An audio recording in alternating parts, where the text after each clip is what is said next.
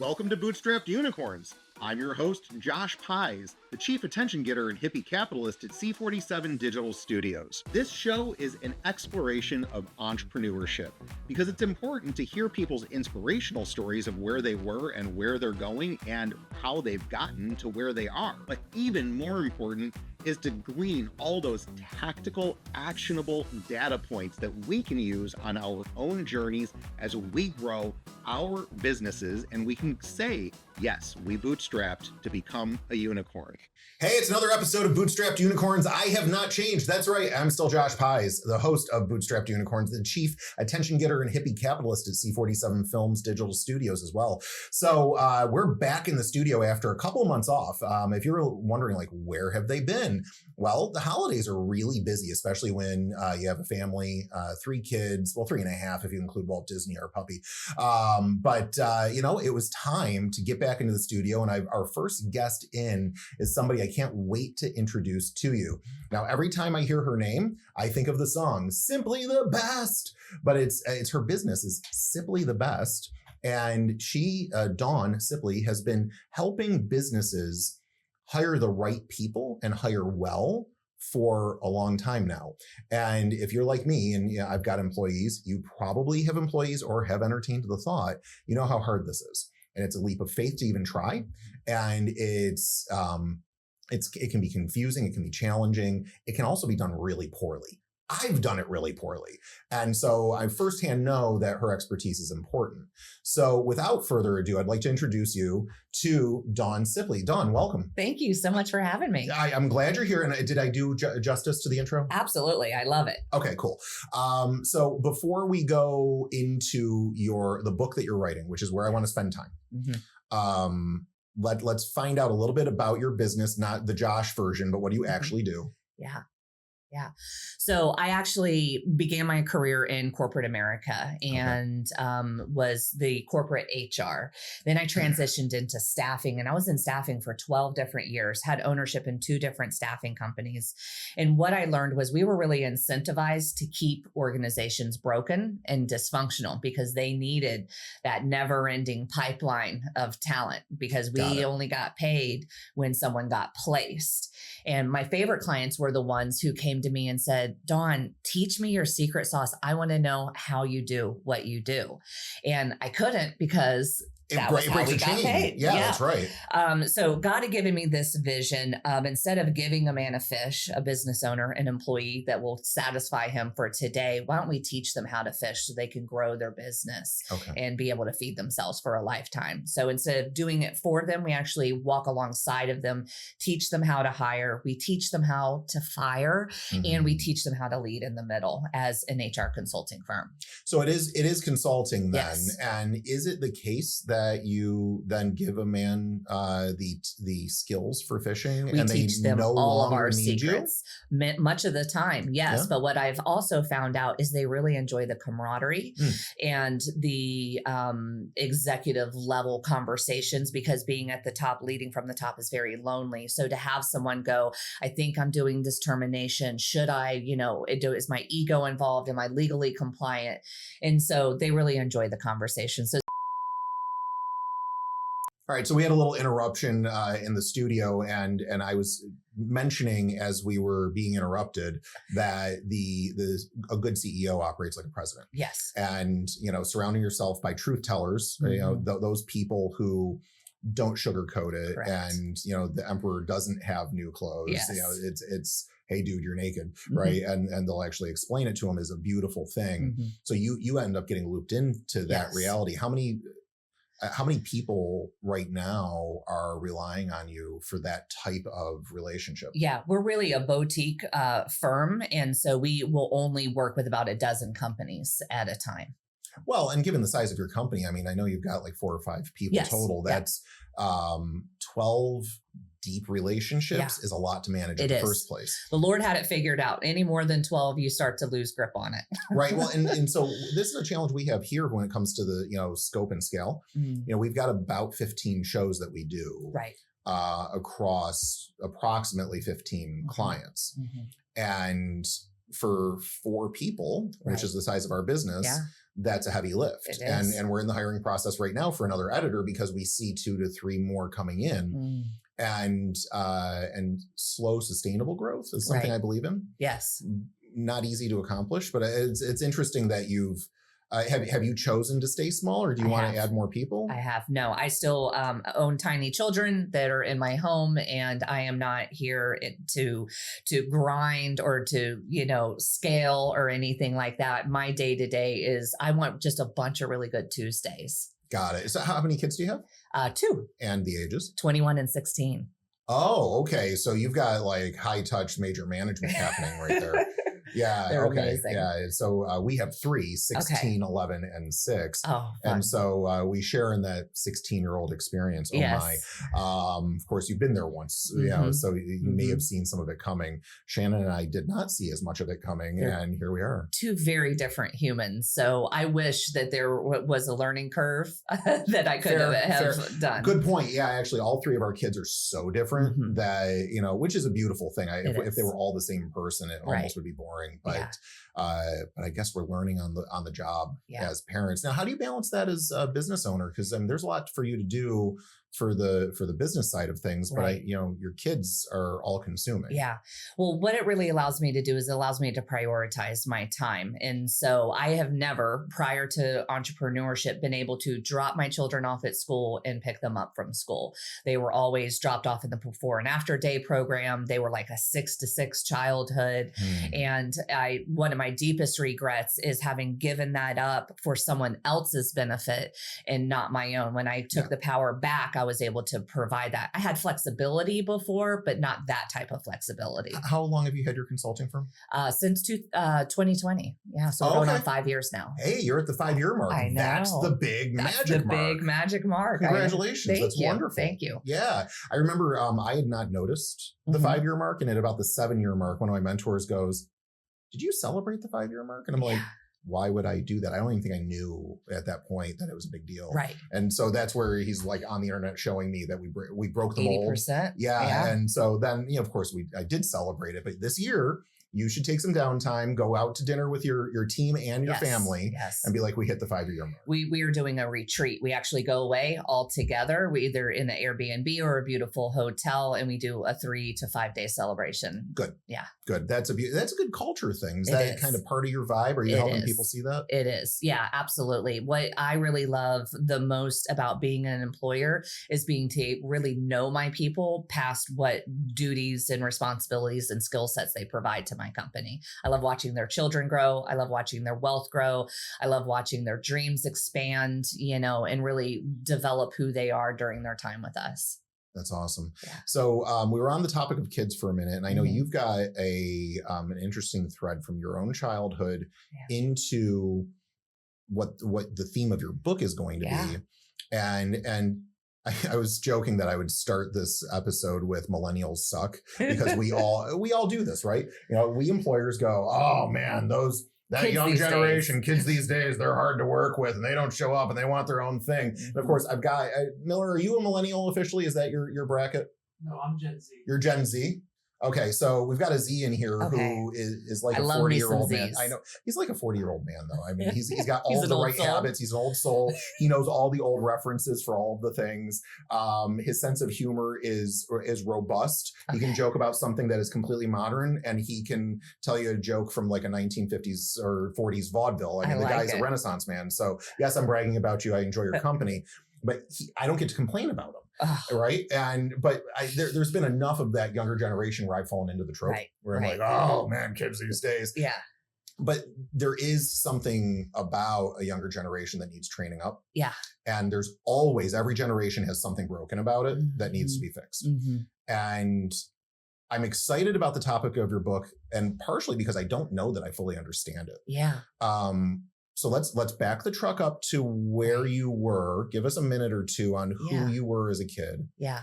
And the experience that revealed the point of this book, and then you can then we can tell people what the book is. Yeah, absolutely. So for me, I was always a good girl, an old soul, well-behaved. And that's because my parents had a lot of chaos going on in their life. And I had really adult responsibilities and access at a very early age.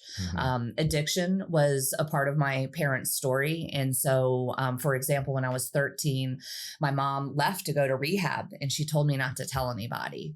So for an entire month, I not only took care of myself, but my 6-year-old sister, who was also in kindergarten. We continued to go to school. We had pets in the home. I was doing laundry and dishes and dinner. And, back in the day, they had a food stamp book. And so she left the food stamps so I could go to the grocery store and all of that. And it was really at the age of 13 that I realized that I was grown enough to do this on my own. If I could do it for a month, I could do it, forever. Yeah. And so by the age of 16, between my sophomore and junior year, I moved out of the home. I was emancipated through the court systems, deemed legal adult by Seminole County. State of Florida, I guess. And, from there went on to college through the dual enrollment path and graduated from UCF. Go Knights. Just did a commencement speech for them, which was absolutely amazing. My largest audience to date. Little poor Dawn living in Buffalo would never have guessed that she was once going to stand on that stage and deliver a speech to thousands and thousands of people. Cool. Congratulations. Thank you. Was that this year? Yes, here just recently. So by the age of 23, my mom unfortunately succumbed to her addiction and passed away of an overdose. I was 23, my sister was 16. And so two very broken little girls came together and kind of finished out life. But just in God's grace and redemption, I ran back into my high school prom date, ended up marrying him, having children, getting into entrepreneurship, and just really finding my way in HR. And that's kind of where I lead from as an HR professional. So you said something off camera earlier, and I was like, remember this thing, because, you had a lot of trauma as a kid, right? And you managed to be very strong to get through and check all of the important, like, I got to stay alive box. I've got to, thrive and survive boxes. But, and I've got a similar story myself where there was just a lot of stuff in my childhood. And I know it pops back up and you got to deal with it. Yeah. I know this popped back up for you in your professional life. Right. Tell me a little bit about that, because I know that there is the thing that you're solving in your book. Yeah. So I had been in corporate America. I found myself in this staffing world, and I was partnered with someone who really needed me. And that's what kind of where I shined.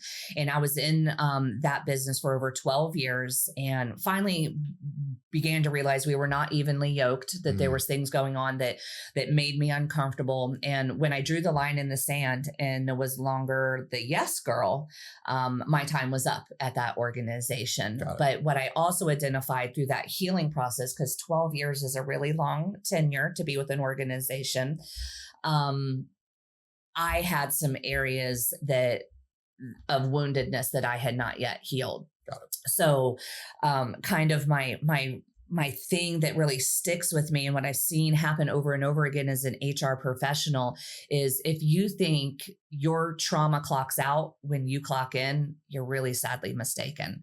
So and that was the quote that hit me. That's amazing.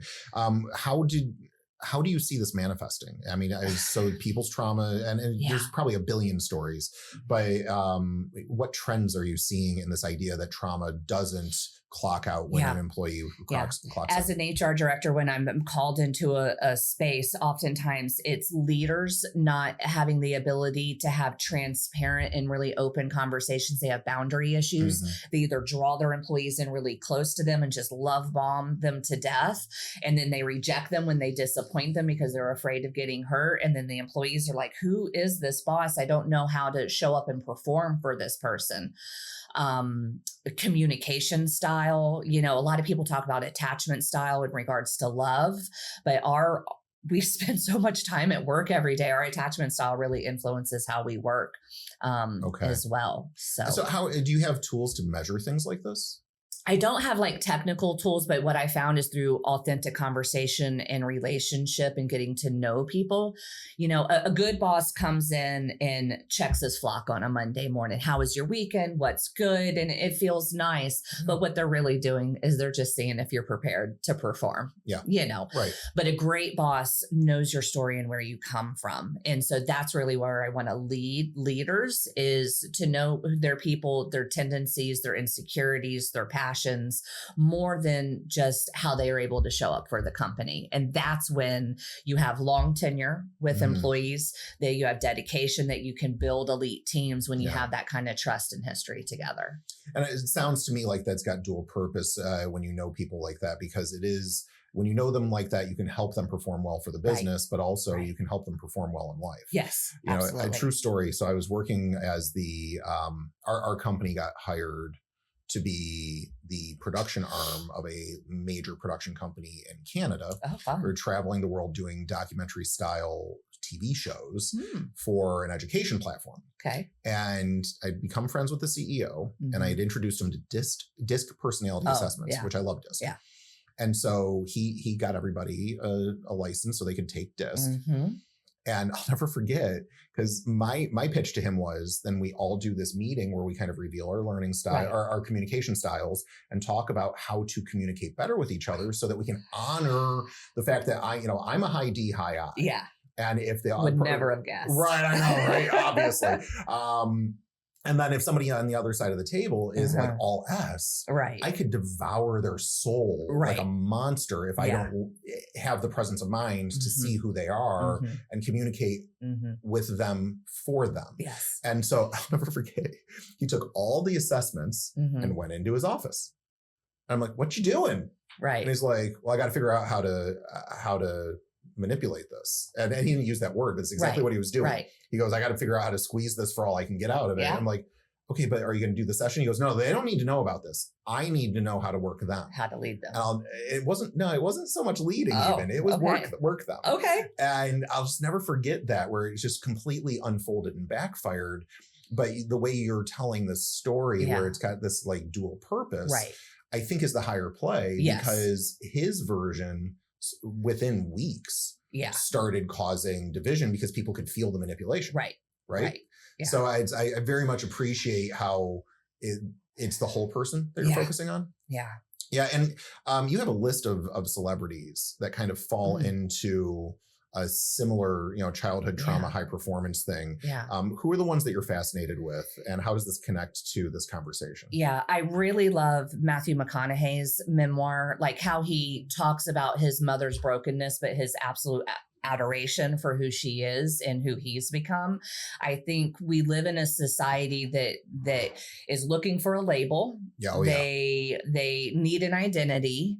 And they want to blame someone, and Freud set the tone by blaming the mother and the parents and all of that. But his story and his grace, I find just really a redemptive story, because honestly, at the end of the day, I just want to be the person who would have saved me. And every day I get to choose to save me and love me the way that my parents should have. Okay, that's really interesting. So connect this back to the HR world and the intent of your book. Do you have a title for the book yet? I play with so many different titles. So no, I don't have a title. If you have to name it right now, what's a good working title for the front cover of the manuscript you're working from? The Parables of Parentified Professionals. The Parables of Parentified Professionals. Yes. What is parentified? So parentification, or being parentified, is when a child is given age inappropriate duties and responsibilities. So they grow up too fast. For me, it was a story of addiction and mental health issues.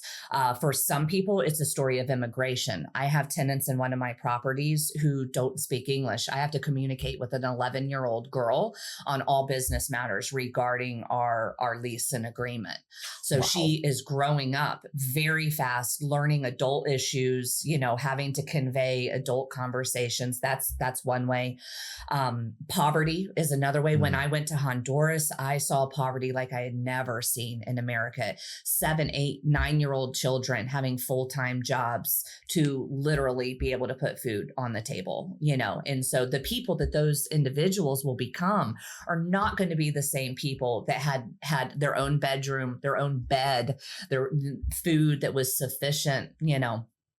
It can happen through divorce. Sure. Young ladies being, called domesticated, and young men now being called the man of the house. And there's two types. There's instrumental, where you have to do things. I was often the doer of our household, but then there's emotional. And emotional, I think, is the most insidious and damaging, because it's like you have to show up as a child and soothe your parents' distress and soothe your parents' need, and watch the room. I could tell by the way, I could hear the footsteps of my father and know what kind of personality was going to show up that day, And so when you talk about adult Dawn, when I walk into a room, I'm constantly, are you a threat or are you safe?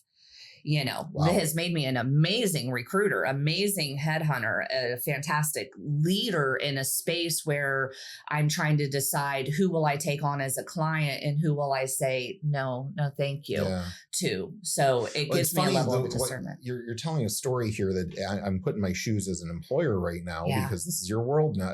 Is Honduras, you got kids building a work ethic to survive. Right. And I'm looking at that going, I like people with work ethic. And then, you got some, the ones who are maybe suffering from an emotional parentification who may end up turning into marshmallows. They've got a bed, they've got all of the things. Maybe there's some consumerism that's being used as a Band-Aid. and so now you've got an emotional marshmallow issue over here. Right. I'm thinking, as an employer, I think I want a Honduran who is working at 9 years old. I'll treat them really well, but they know how to work. Yeah. And I don't know if that's a good thought or a bad thought. I don't know how to put a value judgment around it, but I do feel like this is molding the nature of who the person is in a way that 100%. Will affect the working environment at the very least.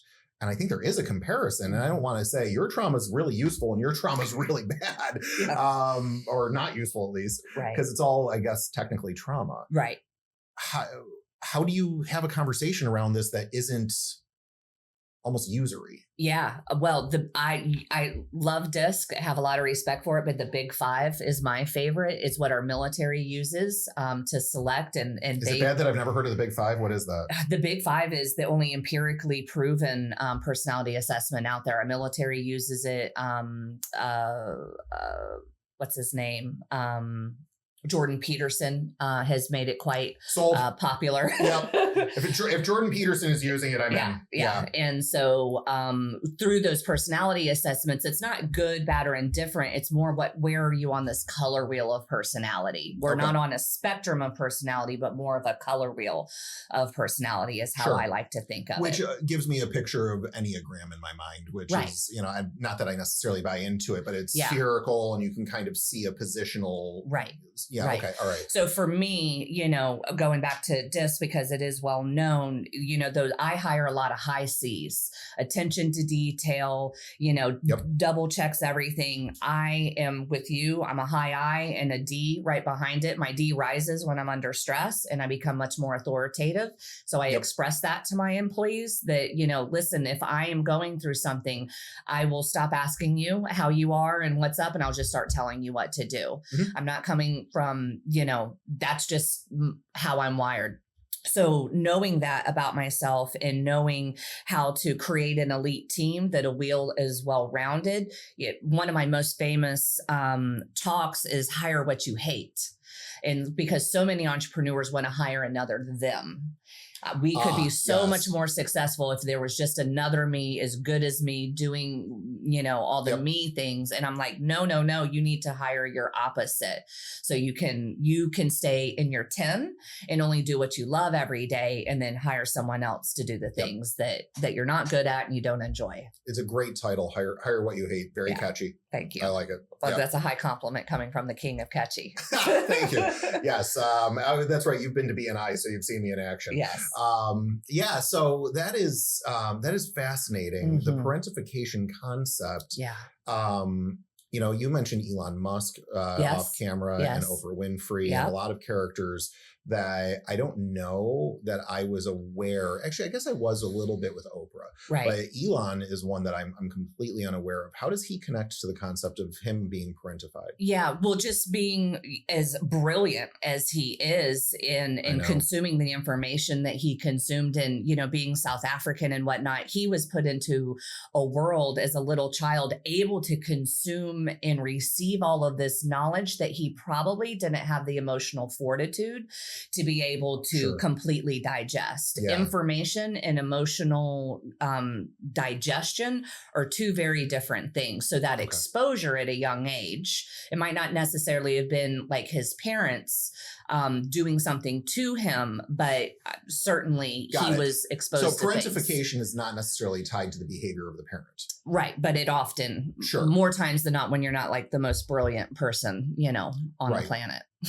Well, but also, in the Honduras situation, you might have, beautiful people who are parents who have souls that are gold. Oh, 100%. And they will give everything that they possibly could give to their children, but it's still not enough to survive. Absolutely. And so from an economic standpoint, the entire family is being economically harmed, but they can band together and solve it as a family. That is a possibility. Right. And so one of the things that I guess is just a revelation to me now is that, parentification to me sounded like, your mom and dad screwed you up and therefore you became a parent, which is possible. Right. But it is not guaranteed that the parentification came from that dynamic. Death, cancer in the household of a sibling or a parent can parentify. So it's nothing that parents are doing wrong. It's just going through life. It's just circumstances where children were exposed to really grown up issues. Yep. You're getting aged up way too fast. Yeah. All right. And this affects the workplace. Does it all? It must affect personal relationships as well. It does. It does. And I've seen plenty of books on personal relationships, how those impact marriages, how those impact sibling relationships, how it impacts friendships. I don't have a lot of really close friendships because of, my inability to really trust deeply and also stay in tune. Because what I found is I succumb very easily to being a rescuer.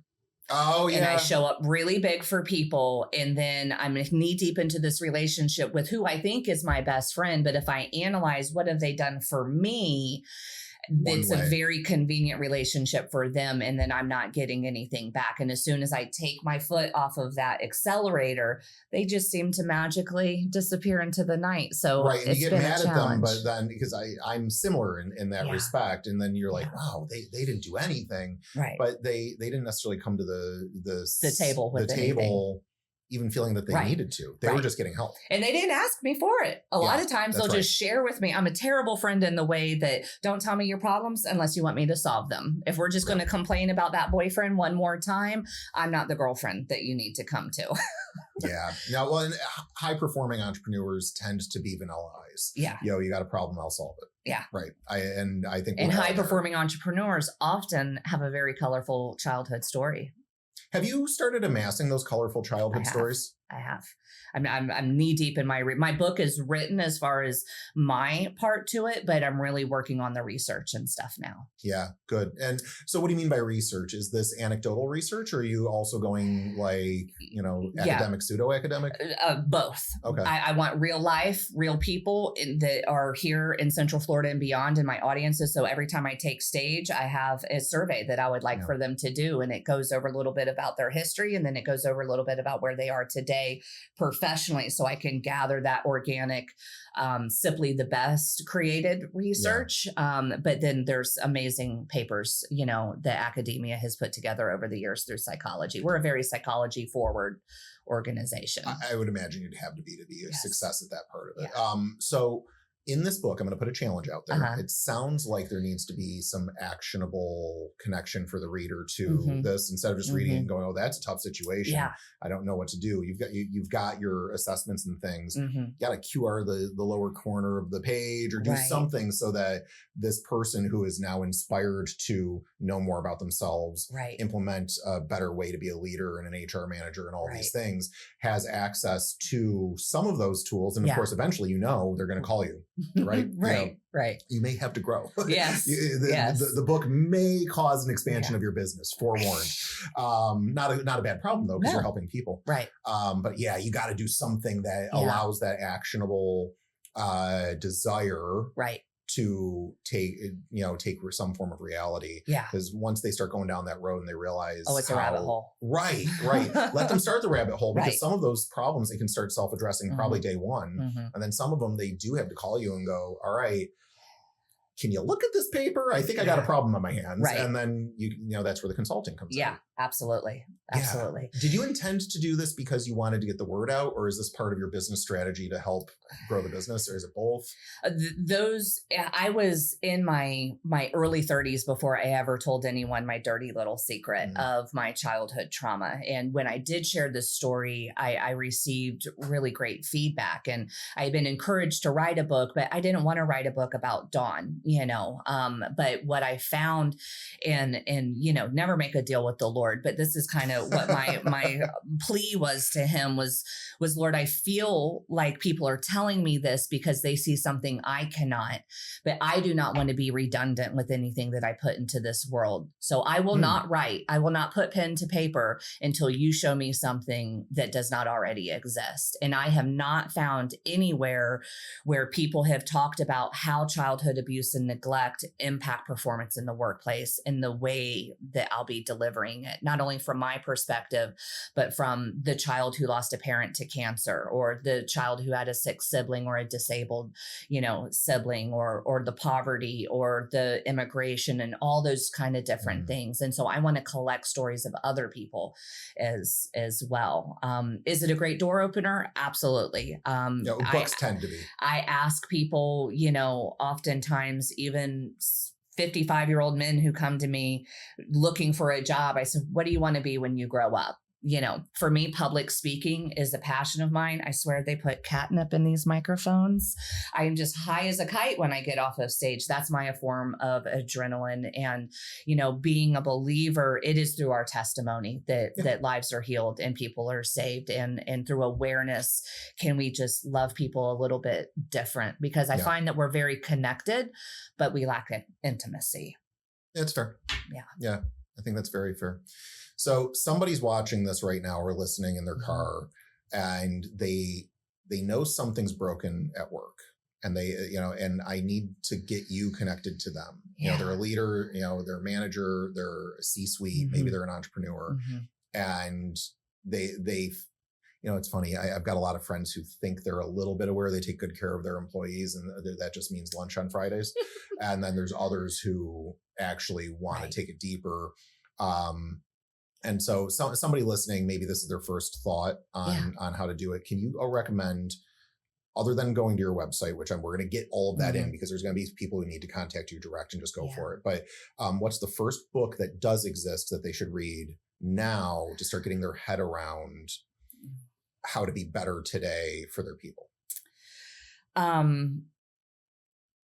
I think, oh gosh, there's just so many, and I read them so feverishly. How to Win Friends and Influence People. Dale Carnegie. Yeah, is just an absolute classic. And once you've researched parentification, you'll read it with a new lens. And also the 5 love languages as well. Read it with your business hat on. Do your employees want to be rewarded with monetary gains? Put them on a commission plan. Is it the public accolades, that really gets them hyped up? Call them to the stage, they win the pencil. Or is it private time alone? I love the podcast, The CEO, The Diary of a CEO. He's absolutely brilliant. And one of the things that he said is one of his employees had become frustrated at work, and she had been with him a really long time. And he was just so aghast and dumbfounded by why she wasn't feeling connected anymore. They had only grown, they had only done more, they were living the dream that they had dreamed so many years ago. And what he found was she was further away from him. It was through that relationship of dreaming together that she found a lot of her satisfaction. And once they caught the dreams and the dreams became reality, it only became work to her, and it became monetized. Got it. So she needed to be a dream chaser, and he had to find something that was satisfying for her. Right. So now going forward, every 6 months, they do a one day, let's dream together. Where are we taking you and where are we taking the business? And that was the change that she needed in her career, to know that she still had impact. Her ideas were still important, and that their relationship was really valued, and she was still really an integral part of the team, although maybe more in the background than she had been in the beginning. Got it. So Diary of CEO is a great podcast. 5 love languages with your business hat on. Yes. And then the classic Dale Carnegie's How to Win Friends and Influence People are good. You know, like you can go do that today. Right. So cue it up in your car, go on Amazon, buy those, start consuming them. That'll help you a little bit right now. Mm-hmm. And then I highly recommend just going to Dawn's website, which is simplythebest.com, correct? Of course. And Sipley. Yeah. I don't spell my all last that name well. proper. Okay. There's no M. I'm complicated. Yeah, perfect. Yes. So simplythebest.com is where you can go learn a little bit more about her business. We've done a lot of description today, so you probably already know the detail, but book a meeting. Mm-hmm. Find out what it is that her team can bring to your team, and make sure you're doing the things that identify the parentification issues in you and your people. Mm-hmm. And when's your book going to come out? So is this 2026? No, I'm really hoping 2025. I want to pull it together and get it done. So okay. Do you have a publisher yet? I do not. All right, we'll talk offline about that, because I have 3 that you should probably be entertaining, and they're all really good. I have some pet favorites, but we will absolutely talk offline. So I'm honored that you were here. This is exciting. Thank you. Hey, audience, you know how I do this. I have no clue who's going to be on the next episode, and that's totally okay, because our promise to you is always that somebody who is in the business world is going to come in and speak some truth and share some knowledge that's going to drive value to you. Dawn's done that for you today. I'm just honored to be here to help her bring that to you. And so in the next episode, it's going to be a different experience, different topic, all within the lens of entrepreneurship, business. If you're living the C-suite life, the managerial life, if you are leading people, if you are in charge of money in a business environment, you need to be in a crowd of people who care to help you grow. Our show is one of them. There's others like Diary of a CEO. Go listen, go consume, go be better tomorrow than you were today. It is your duty to yourself and your people to do that. And you know I soapbox on this a lot, but if you've gotten to the end of this episode and you're still listening, I can tell you care. So take action. Subscribe to our show. Do you have social going? Do you have? Absolutely. On all the platforms, Simply the Best. Okay. So on your favorite social platform, just go do this and follow Dawn's stuff too. Because again, you made it to the end of the episode. You may not know, but that's actually rare for any listener to make it through 15, 20 minutes of any episode. The true statistics, by the way, with podcasts, the most listened to podcasts are 15 to 20 minutes long. And the fall off is pretty significant afterwards. But I will tell you that for me as a listener, I want more. Yeah. And so I like going beyond 15 minutes because the value is really in going deep. So that's what we do here. But we're going to do a 15-minute episode with Dawn. So you'll hear that next week. So stay tuned. Until then, you owe it to yourself to get back to work. Get back to work.